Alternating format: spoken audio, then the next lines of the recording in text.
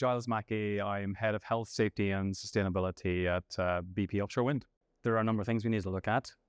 First and foremost, we need to look at the data and understand what that is telling us, understand what the really big issues are from the data that all of our members report.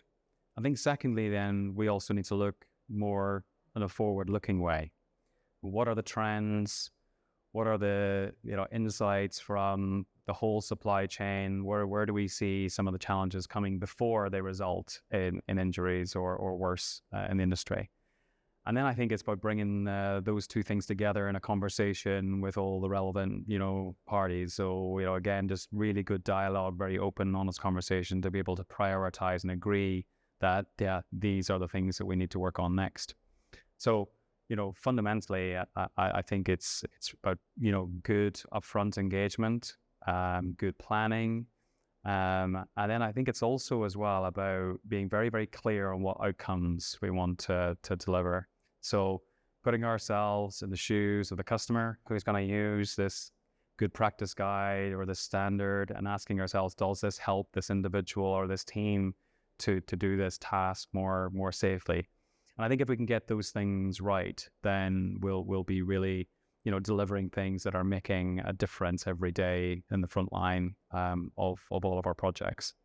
I think leaders have such an important role to play, in this space, and this is not the responsibility solely of the folks like myself who are professionals in safety. It needs to be something that all leaders, actively step into. And for me, I think it's really important to start with care. I think if you genuinely care for the people that you work with and in your teams, then that is immediately going to have a very positive effect on the workforce. And I think one way of doing that is by spending time in the front line, so building trust. Listening to what the frontline technicians are saying, what are the challenges they face, really trying to understand how work properly happens, how it truly happens at the front line, rather than how we maybe imagine it happens from, back at home or in the office.